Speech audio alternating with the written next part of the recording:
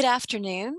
My name is Sarah Ford, and on behalf of Baylor University's Armstrong Browning Library and the Beall Poetry Festival Committee, I am pleased to welcome you to this afternoon's event, a poetry reading with Fiona Sampson. So I have two quick announcements before we get started. The first is we will be using the Q&A feature on Zoom webinar. So at the end of her poetry reading, Fiona Sampson has agreed to take a few questions from the audience.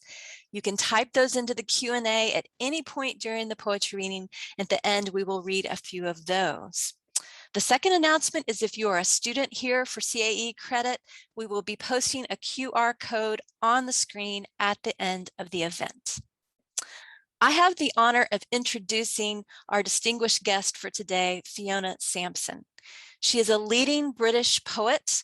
Her work has been published in 38 languages, and she has received a number of international awards in the United States, India, and Europe. She is a fellow of the Royal Society of Literature, of the English Association, and of the Wordsworth Trust.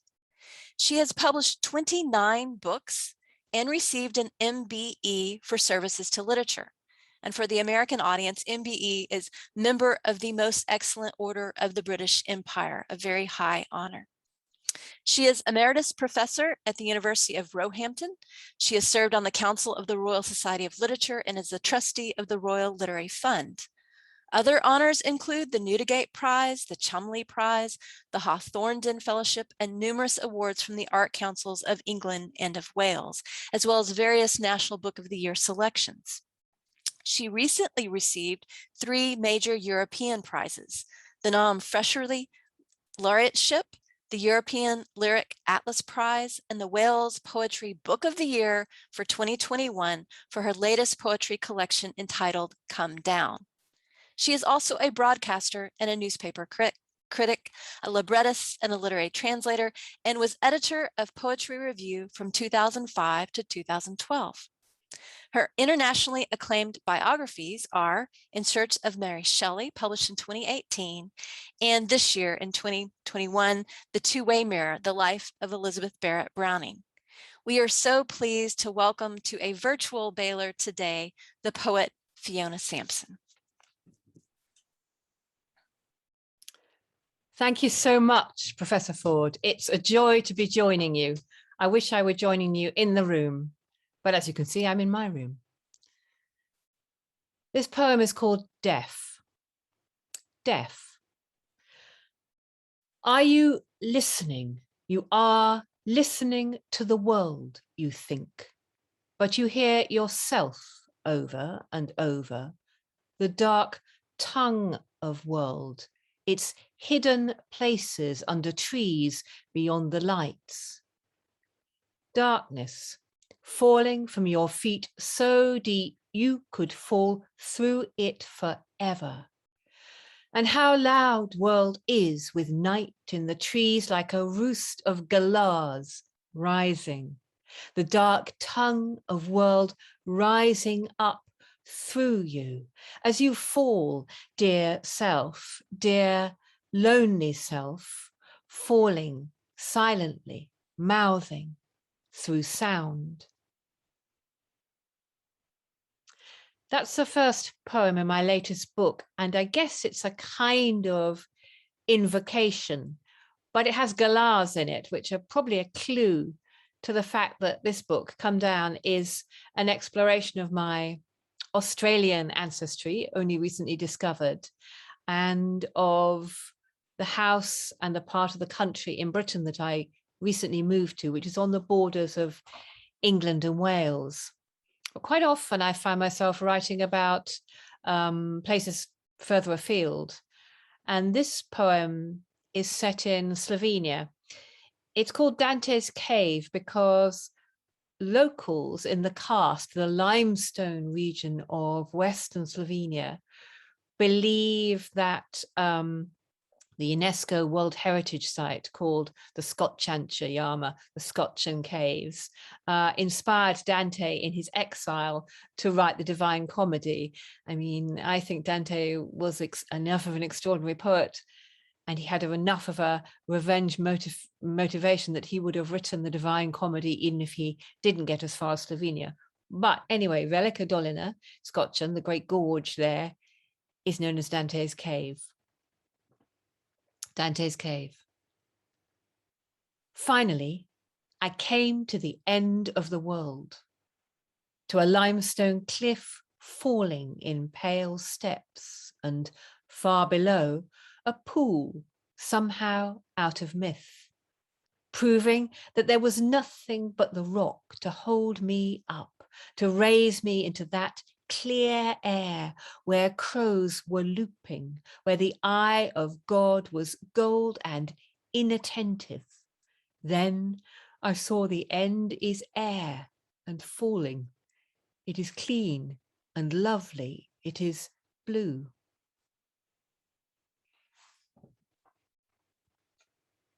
I'm conscious I often write about movement or contrary movements. And there's contrary movement in this poem, which was a commissioned poem. It's called Drowned Man. For the Great Shakespeare Anniversary, there were contemporary British poets were commissioned to respond to Shakespeare's sonnets.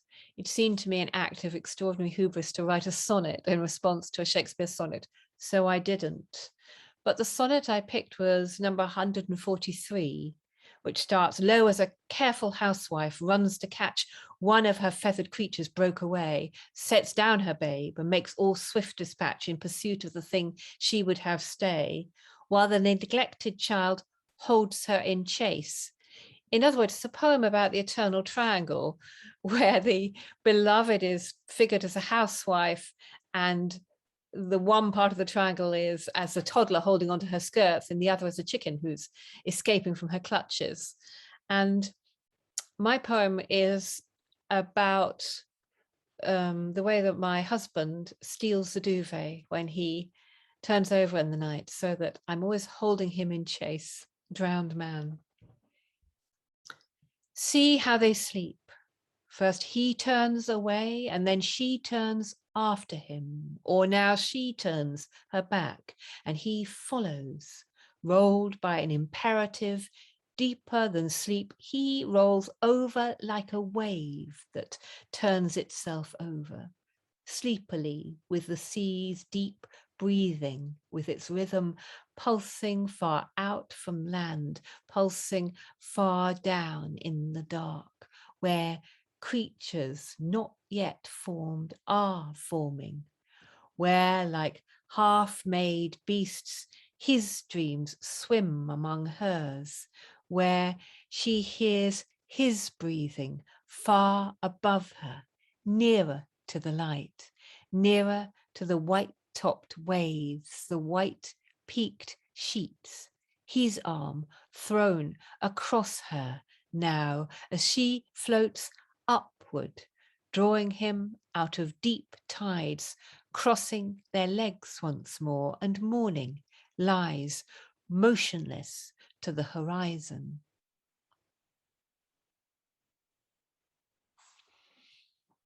I also live with dogs who seem to come into my poems quite often.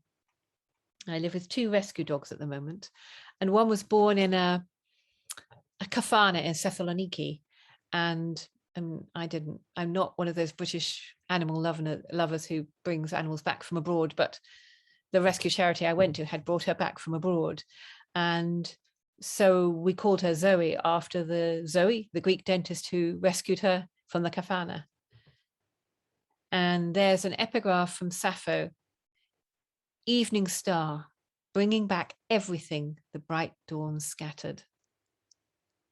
It's a lovely line about shepherding, among other things. Zoe. Perfectly at home, street dog, the colour of coffee, you forget yourself, leaning on me.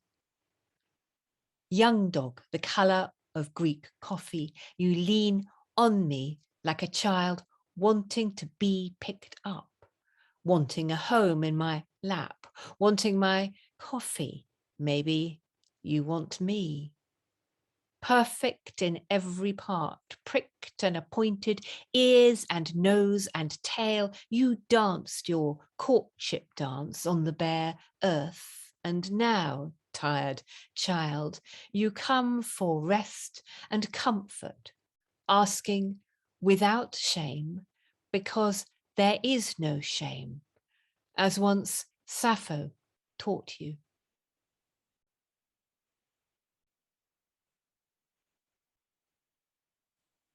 I think I'll read the poem on the next page, which was another commissioned poem. And I spent a lot of time in Southeast Europe, including the Balkans. And this poem is set in Romania, where there are various ancient archaic traditions where people kind of become the forces of the natural world that they are afraid of. So in one dance, they dress up in bearskins with the bearskin head over their head. And this is called bear dancing, bear, like the animal, the bear. Bear dancing. What is bear and what is the dancing man inside the bearskin? What sweat and what stink of tallow hang between the man and the old skin he wears, inside which the man dies as bear is reborn? Why does man put on bear? Why raise him again from darkness? Raise doubt out of the dark. And who dances whom when, like a hand dipped in a wound, the fear is danced over and over?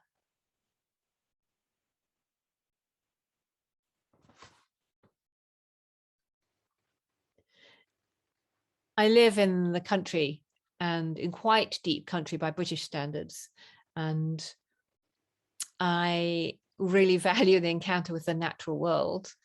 I value it for ecological reasons, but I also value it for reasons which verge on not exactly a paganism of my own, but I think that the creatures who live alongside us, whom we don't know, are laden with meaning, and they're messengers, as it were, from their own societies, their own worlds. This is a border about night driving. The border.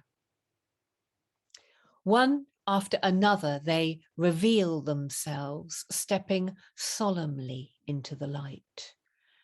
Creatures great and small, all of them strangers, all of them naked as the white moths that skitter round them, only half surfacing from the deep dream place where they live and from where they greet you, emissaries who arrive out of dark hedges gradually, like sight clearing, or all at once, who stand and wait to address your bright path, knowing themselves seen in the headlights, but not by whom, staring through you as if starstruck.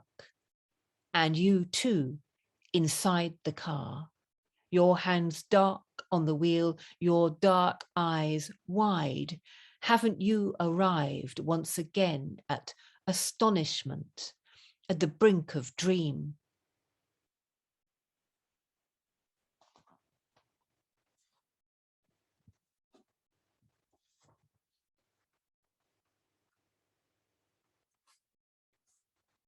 I've spent a lot of time thinking about Mary Shelley, and therefore thinking about Frankenstein and Mary Shelley's Frankenstein, not the Frankenstein of the James Whale film, 1931 film, and all its imitators.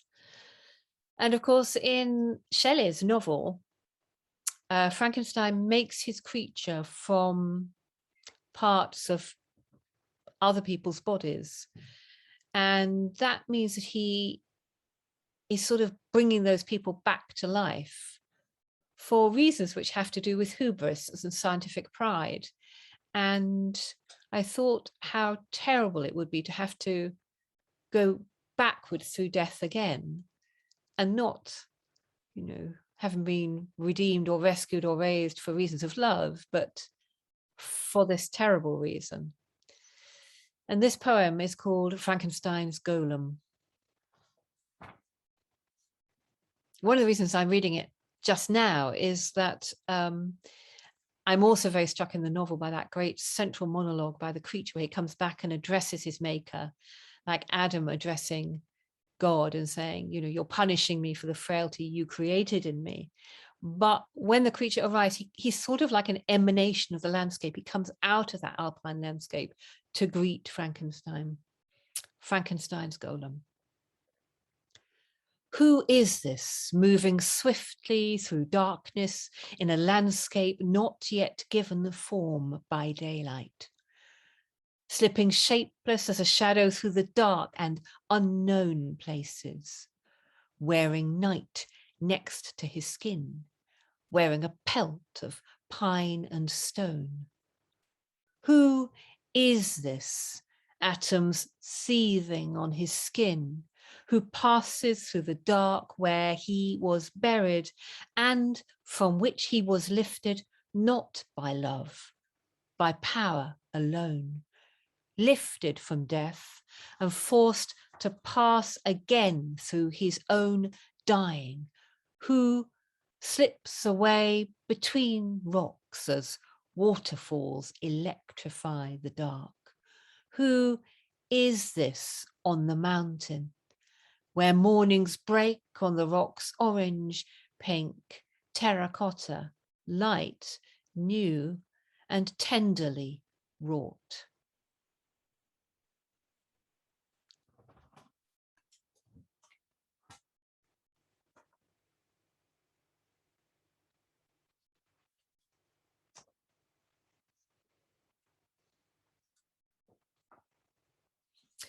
I spend quite a lot of time church crawling. I love architecture and I love churches and cathedrals.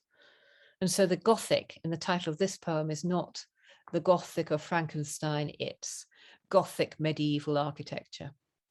The nature of Gothic.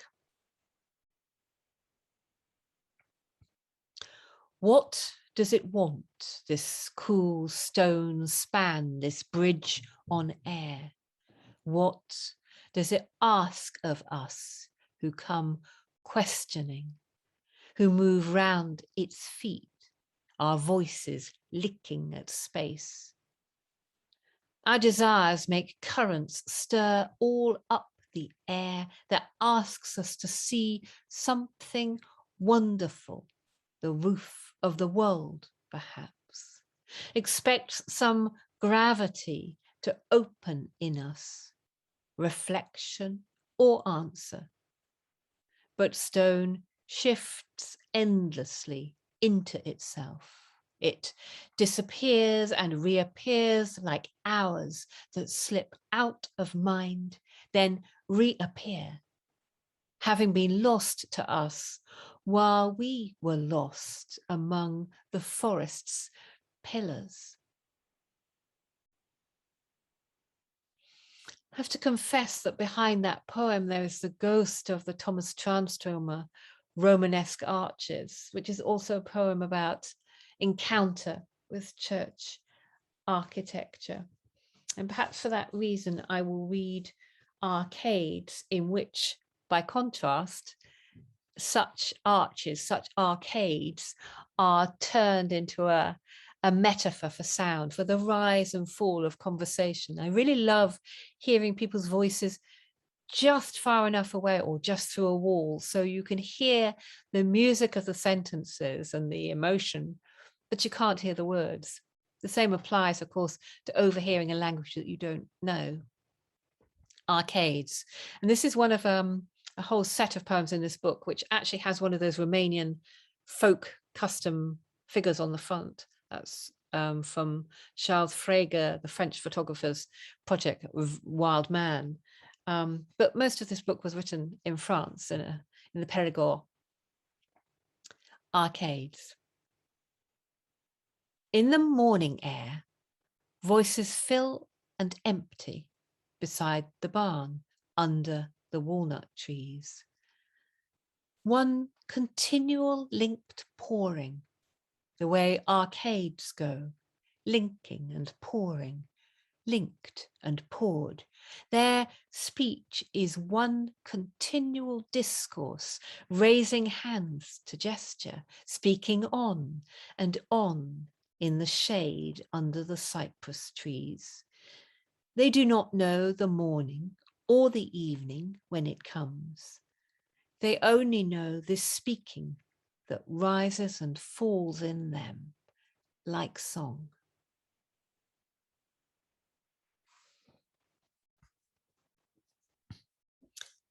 The great British poet Sean O'Brien has a very funny poem about the torture of poetry readings that go on too long, and especially when a poet says, I'm now going to read something longer, but I am now going to read something longer.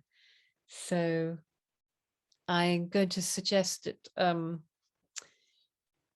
you might just make sure you're sitting comfortably, as we say in Britain. My book has two long poems, my book Come Down, one for each of my fathers, my birth father and my adoptive father. And my adoptive father, who died during the pandemic, was actually very old. I mean, he was old enough, he was a very old father to have just seen action in the Second World War. He was bomber command, but he didn't want to drop bombs. So he was in sort of flew rescue missions to pick up bomber crews, American and British, who'd had to ditch over the Channel, the sea between France and Germany and Britain. And in fact, he came from that part of England, Kent, and in fact from Romney Marsh, which is very remote and, to my mind, extremely beautiful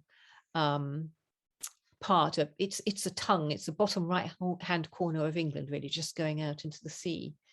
And because my father grew up there and loved it, I loved it, and we used to go there for summer holidays. And this poem is about that, and it's about my grandparents.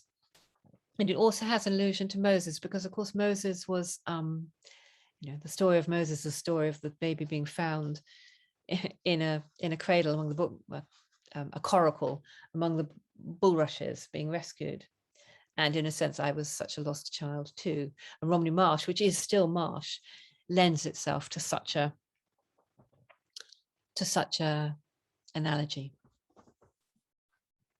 And this is called Boat Lane, after Boat Lane in Bonington, which is where my grandparents were living when I knew them. Like all the poems of my last books, it's one single sentence, a poem with regular stresses, number of stresses per line. Boat Lane. Down a lane where bulrushes taller than me thrum, beetles with antler claws too heavy for them stumble at my feet. Once again, and for the first time, I'm following my father through a salt stink of fields the sea can't forgive for belonging to it, before marsh rose up, soft as shaking reeds in sunlight, and someone built a chalet among the oaks down a long Boat Lane. I see the steep shingle roof between trees where my grandparents live, time without end. They watch me following the lane that leads towards them and away, under pale oak trees whose branches make a cage filled with lights and with the old cries of doves, and where at night owls flutter like rags trapped above the tide line, calling me out of sleep, wild child, making shadows leap the walls of the steep angled attic among salt sweet night smells, while out across soughing grass the sea murmurs lost, and I float from the open night window, a scrappy moth among the stars that see themselves reflected and afloat in infinite water, each one a coracle, adrift in its own pool. But not like Moses, I'm not a lost child between the giant yellow cress and irises cramming the waterways with gaudy. As my father walks ahead into the glare, a violet streak in the yellow afternoon, and vanishes while water pools below a white railing, always now and here, where the pillbox entrance gapes across the ditch, releasing its toad stink of piss and fear. Remember, round the next bend you can see the monument, and I do, with the window wound right down and a wide open smell of France blowing in the car. My father, man of Kent, is following the lane he's known since he was a child on Romney before the war, and afternoon is always green and gold between the reeds where waders run like ghosts of birds as deep beneath roots and silt, the boys who had to ditch say their own names, mouthing silently, the ones he could not save on missions over the North Sea. But still the waves lie and lie, the sea always unsatisfied, breathing up dikes and across low fields. It condemns the shabby pubs and bungalows, while shadows pool along Boat Lane, where my own ghosts walk on water. Grandma in flowered housecoat, grandpa carrying his camera. Here they come down the lane where bulrushes taller than me thrum, beetles with antler claws too heavy for them stumble at my feet once again, and for the first time I'm following my father, who belongs to marsh water and to the sea.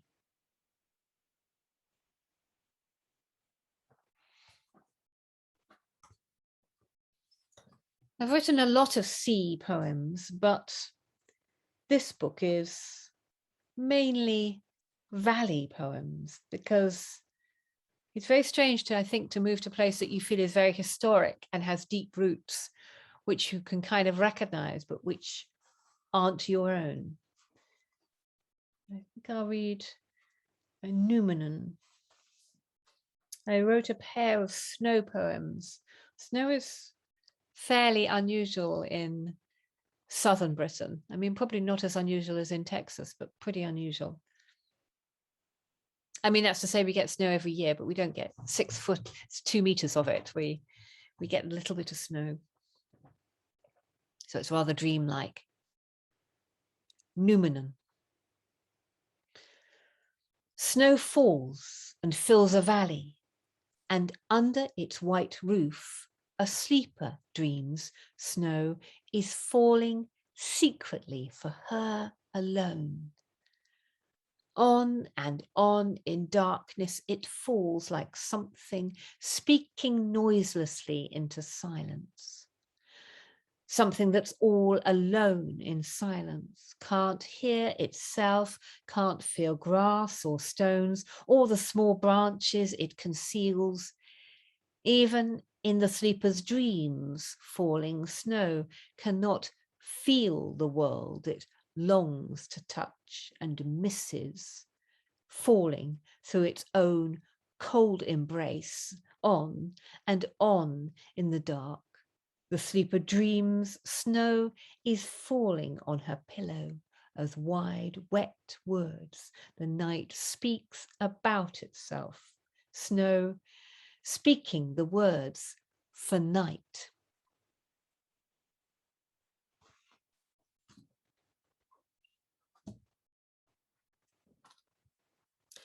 Two books ago, I wrote a book called Coleshill, which was the name of the village where I was then living.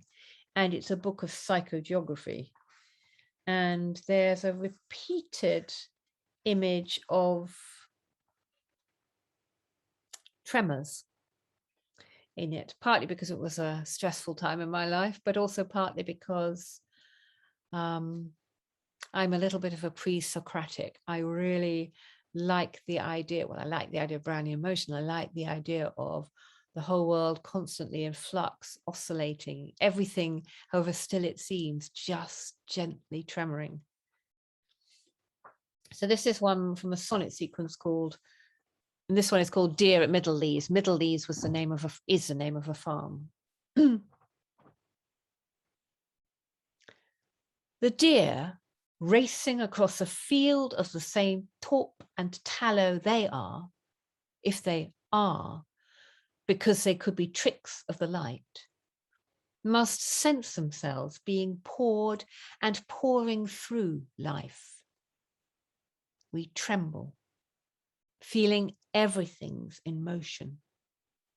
And that feeling goes to and fro in the world that shivers round us.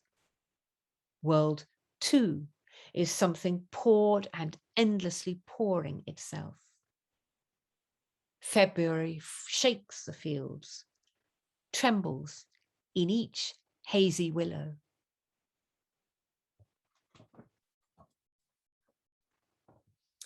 And another in that sonnet sequence is, if I just find the page.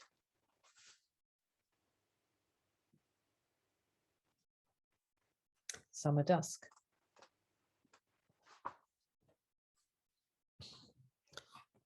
Summer Dusk. On summer evenings, air thickens and settles. Dust dropping onto shelves of books silently settles. These evenings lift from the pages of books or out of dreams. Write your name in the dust that blooms on a polished table, fleet, wild pollen. Dusk's a wide blue table, and we're numberless as the settling dust. Little souls, barbed like pollen, with selfish, unassuageable dreams. And even though this book is called Coleshill, it too has traces of travel in it. So the poem that I'm going to read now, called The Corn Versicles, partly has to do with fields of corn in the Cotswolds of England. But it also has the Empress Helena, who was the mother of Constantine, who was one of the early founders of the Christian church and responsible for the Church of the Holy Sepulchre in Jerusalem. So there's a little taste of Jerusalem in England here.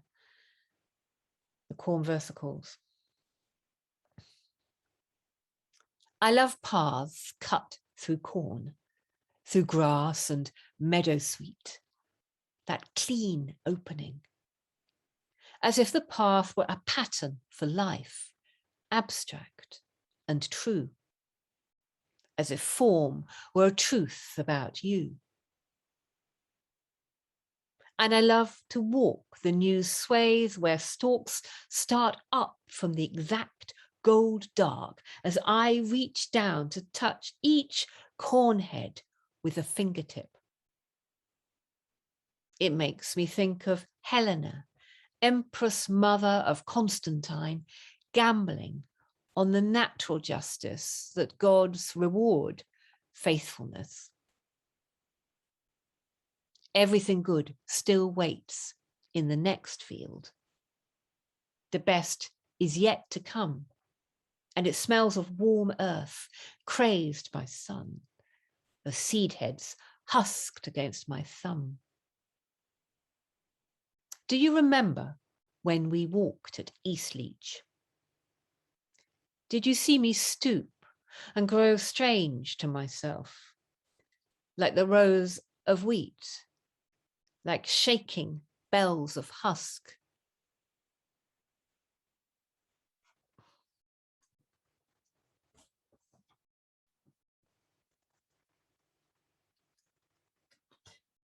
Another poem about strangeness is this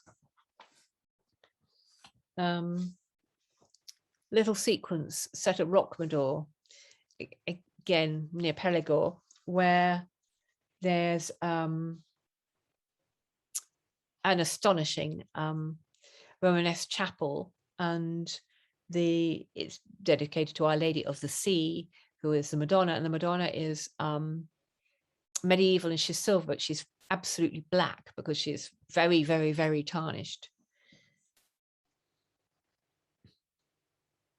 And her chapel, the roof of her chapel is hung with boats and dedication plaques from sailors who were, they believe, saved from the sea by praying to her.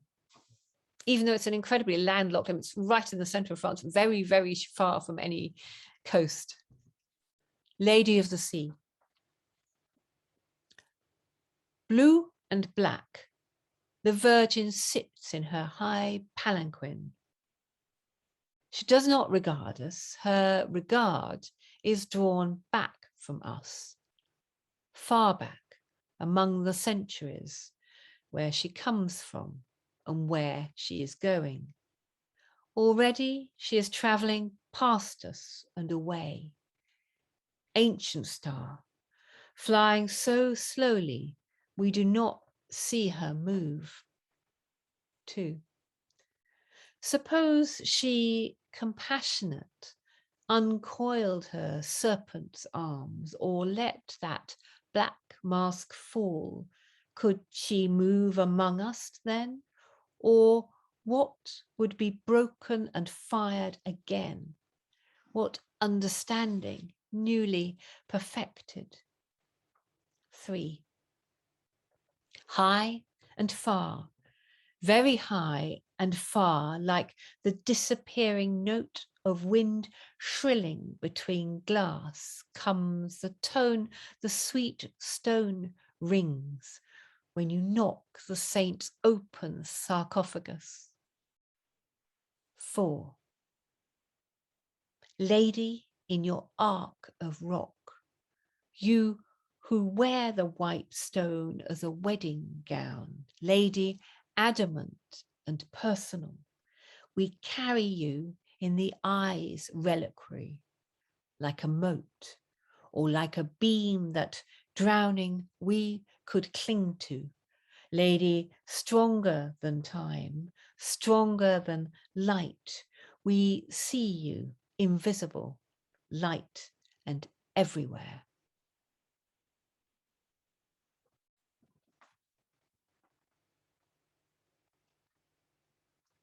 And just a couple more poems.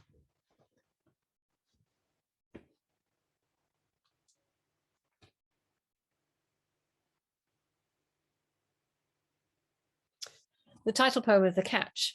The Catch. You want, but something holds you back. Voices in the undergrowth, the cold shift of a shadow. Something walks beside you, something that was always there. A shadow, is it? Like your skin. And you remember when you were a child, how each night shadows met across the grass. Each night they met to swallow time. The light put out in each grass stalk.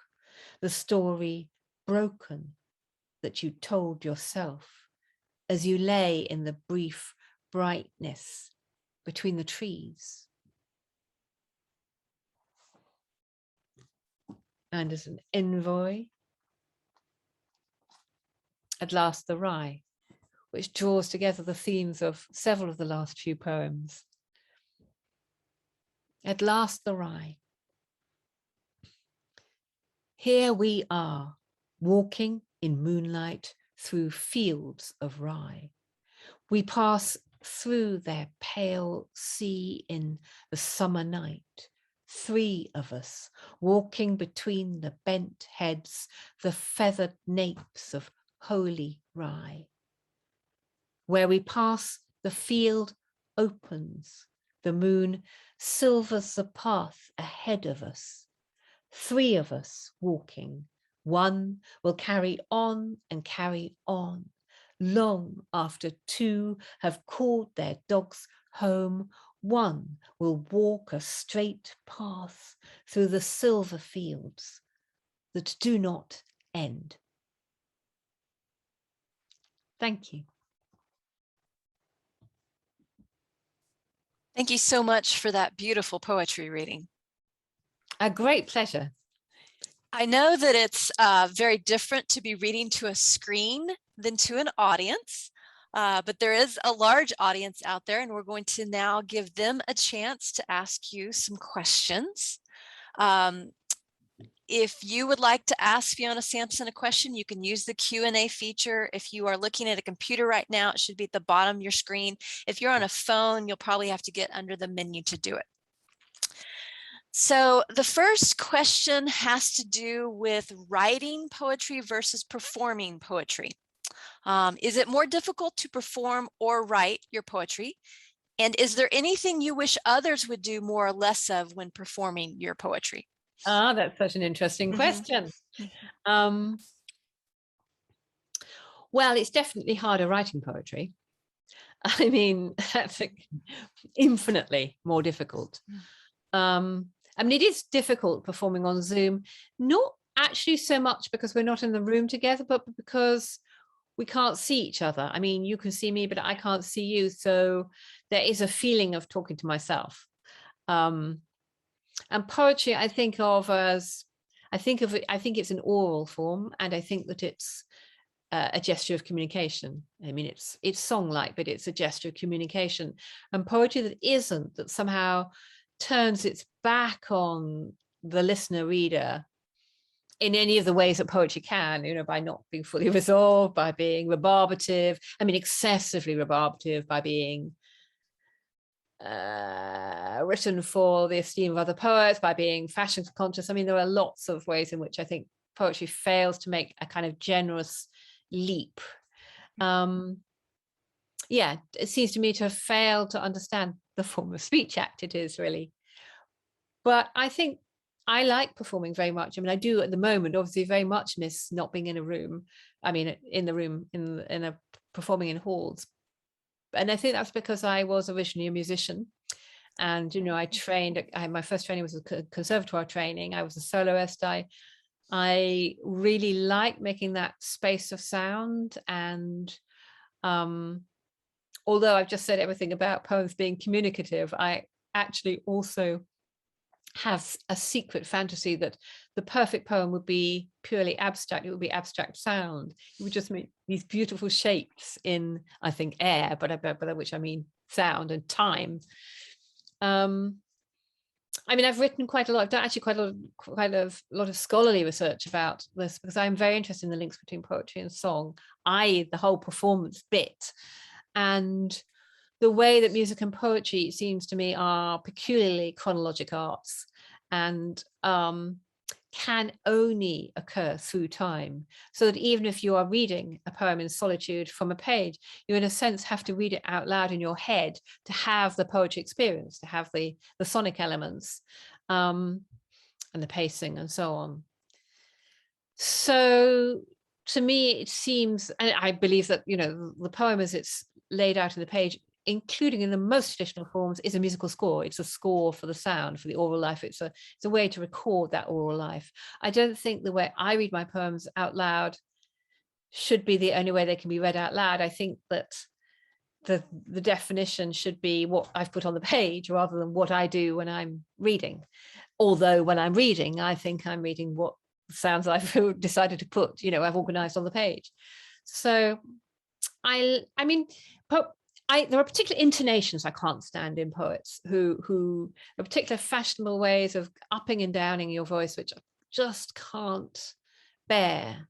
And unfortunately, they tend to be habitual. They can tend to come from people who either go to a lot of workshops. I don't mean students, but, you know, adults who go to workshops, you know, perhaps in aspiring poets, or certain kinds of poetry readings. And they seem to me to be a kind of false consciousness, because you have that automatic music. How can you be making having a fresh thought, having a fresh experience either in the room with, an audience or in the poem itself.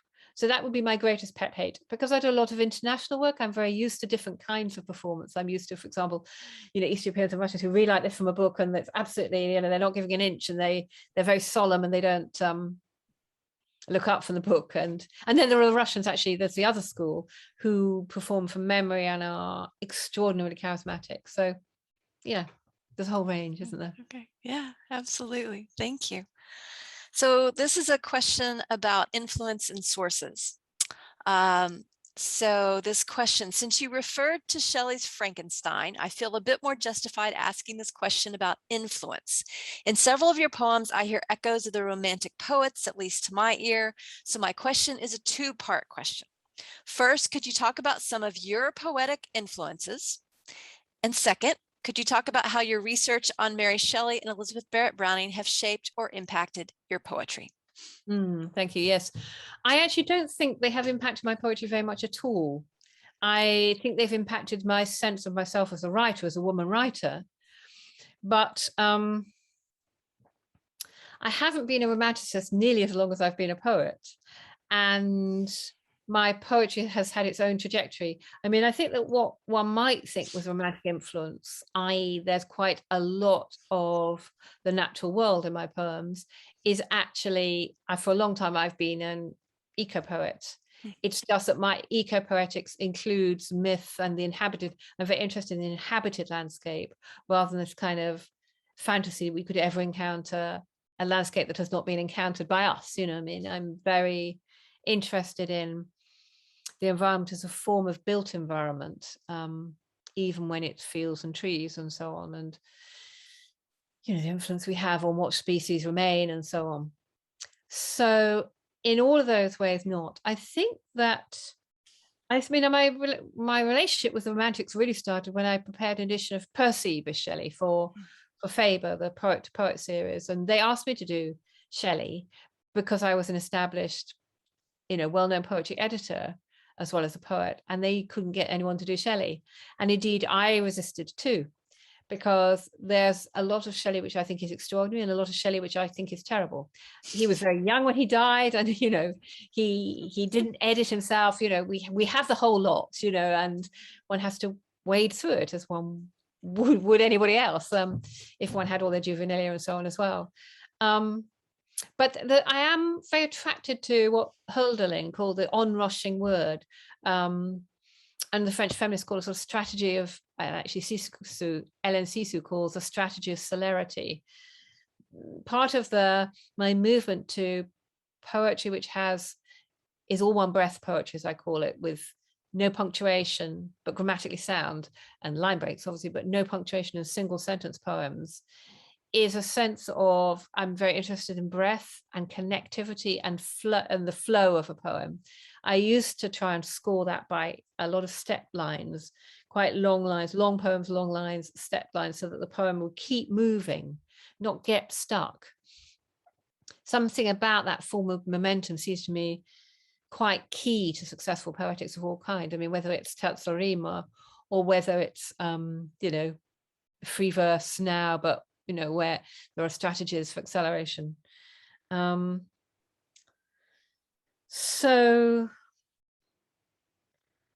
I have that in common with Shelley, that sense of, I think he was very interested in revolution itself, the moment of change. He was terrified of stuckness. Now that led to all sorts of things, from interesting things like experiments with chemistry to not interesting things like infidelity.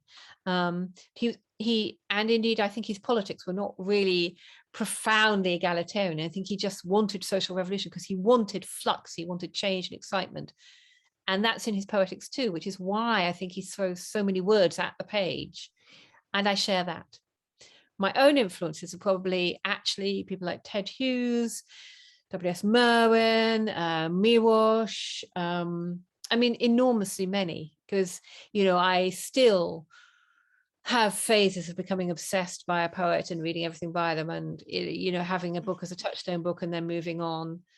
C.K. Williams. I just have so many. I have done quite a lot of translation work, and one of the poets I early on co-translated was Jan Kaplinsky, the great Estonian nobelizable who recently died.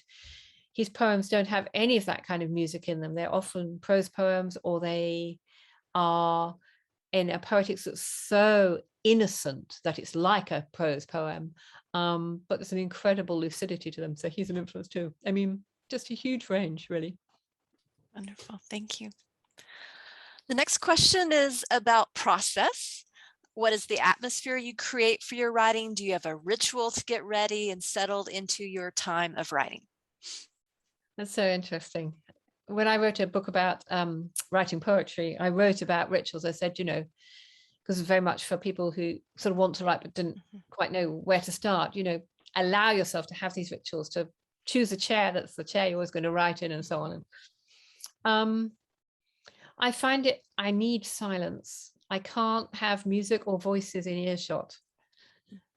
Certainly for poetry. I mean, prose I probably can, but I feel like you write on silence. It's the tabula rasa that you write on, because obviously my process is quite oral, isn't it? Clearly. I really, really like writing outdoors. I had a writing shed for a long time, for 17 years. And then we moved, although we moved to somewhere more beautiful and in deeper country. I don't have a writing shed at the moment. And I really miss it. I can't explain what difference it makes. There's something about separation from everything that's quotidian or necessary in your life. I mean, going somewhere where there's no email signal, you can't do all those dutiful things that you ought to do, but there's also something about it being as it were virtually outdoors, because of it being a hut. Raymond Carver has a lovely poem. I think it's in A New Path to the Waterfall, about a man who goes to his desk in the morning, and he deals with all his correspondence. He's a very responsible citizen, and then at the end of the day he just takes a poem out of a drawer and has a look at it, but it's too late in the day. And he says that man, he doesn't deserve poems, because it's a kind of sacred trust. One ought to put them first. Terribly difficult to do, but if you're an early bird, you can do it first thing in the morning before the day starts. I love the idea of a poetry shed. That's fantastic. This is an interesting question. Was there a specific age or poem where you knew, I am good at this? And have you progressed with experience and find your earlier works to be inferior compared to your more recent poems? Oh, definitely that, yes. Okay. I mean, and I would be very sad indeed if I didn't. I mean, I think every time you write a new poem, you believe it's going to go further. That this time you're going to, try again, fail better, isn't it? It's the Beckett. Every time you think you're going to get closer to some abstract ideal of what a poem could be, it's going to sing more, it's going to be clear as a bell, it's going to go further in its thinking, it's going to raid further into the inarticulate, And for a long time, I changed my poetics quite a lot from book to book, not necessarily my thematic concerns. And that change has been a gradual distillation, so that my poems gradually lost punctuation. First they had punctuation, then they only had dashes and full stops. And now they don't have any of that at all. They're just single sentence poems. And correspondingly, there is the texture has changed. I'm much more drawn by, again, the breath assonance, which is of course where the breath comes through the vowels, doesn't it, not through the consonants, which cut up the breath. But I'm also much more drawn to, it's almost like I write with a different part of my mind now. It's less, I used to write in a very lapidary way. I'd write a few lines, and then I'd work on them, and then I'd write some more, and it was very bricks of thought, really.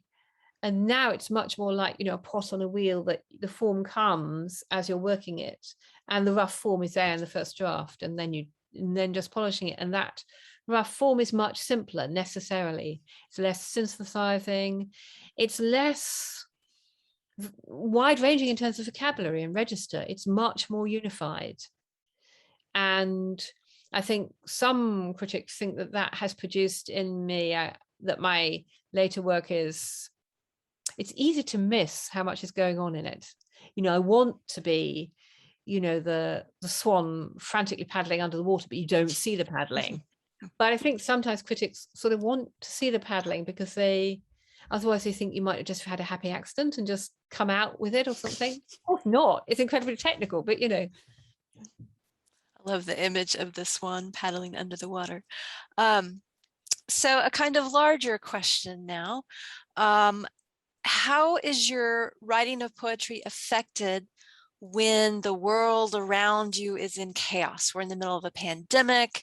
If there's unrest, does that affect your writing of the poetry, or do you tune that out? it affects it, but indirectly. I didn't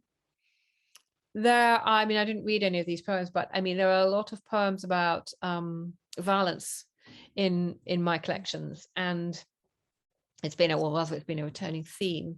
And I have written quite a lot about, directly and indirectly, particularly indirectly, about the wars in former Yugoslavia, because I've worked there a lot, and my ex was from former Yugoslavia and was damaged by the bombing. But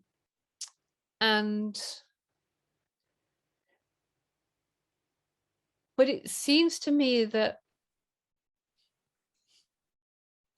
it does seem to me that I step aside when I start writing a poem, when I'm concentrating on a poem. It seems to me, not that I'm refusing the world, but that I'm doing a specific thing. It's like, I don't know, I suppose equivalent is meditation or prayer or something like that, in which, you've come out of the world, you're shaped by that world, but it's a moment of distillation, and probably the only moment of comparative clarity in the world around you and in your life at the moment. And in that distillation, what's the terrible things that are happening may not come in, or they may, but they probably don't, but then they come in like maybe in a week later, maybe a year later. So I don't think my poems turn their back on the world at all. I think they're very much about trying to engage with the world, trying to engage with the moment of experience, the nature experience, our ecological world, the ecological disaster that we're on the threshold of. The question of meaning, is absolutely the most important one to me. And it's the most important one in my poetry. Why do we live? What are our lives for? What are we for? So, some of my poetry is definitely metaphysical. Some of it is philosophical, quite clearly, like it's actually got bits of Immanuel Kant or Heidegger in it, it's actually addressing their questions in their terms, as it were. So there isn't a divorce, but there is a kind of going away and changing pace. All right, we will end with one more question here. You've talked about how the poetry is a kind of musical score. This question asks you about how your poetry talks to all five senses. The questioner says that your poetry gives the reader or listener a full picture of writing by these five senses, places them in the experience. Which of the five senses do you like to pull out of your readers or listeners the most?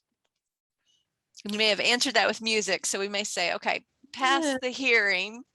How are you thinking about that? That's very interesting, because I mean, definitely the visual is my most important sense, but I'm also really aware that it's the default for poetry, and it's particularly default for kind of bad poetry, and again, bad poetry critics. And I mean, for example, I remember one of my very first reviews ever said that picked out a poem of mine from my first collection and said it didn't have any of the senses in it. Well, it was entirely about every sense except the visual. It's like there's such a restriction. So I am very interested in, I don't actually very often describe smell or taste, but that kind of sense of being an embodied presence where, you can feel the dustiness of the air. Now that's not quite smell, is it? But it's a textural thing. It's not quite touch, but it's textural. And the particular brightness, or the edge of brightness and the light in a particular country, and the kind of noisescape in a city or a quiet valley. I am Yeah, I am very interested in trying to have the reader, the listener, be there fully with all five senses in the round, and both externally and externally. So be there with kind of a reaction to it, but also, I mean, the narrator's reaction to it, but also what is happening to the narrator. Yeah. Very good. Presence. It's about presence. Presence. Thank you so much. We appreciate so much for you being with us here today. Audience members, you can join us again tomorrow to hear a lecture by Fiona Sampson that connected to her new biography, Two-Way Mirror, The Life of Elizabeth Barrett Browning. That is tomorrow at 3 o'clock. If you need the Zoom link for that, you can go to baylor.edu/library/Sampson. If you've already registered, you should be getting the email this afternoon for that. Students, if you will hang around, the QR code will be up in a minute. Thank you everyone for joining us this afternoon, and thank you especially Fiona Sampson for your beautiful poetry reading. A huge thanks to you, to Beall, to everyone in the team, and thank you to you, Professor Ford.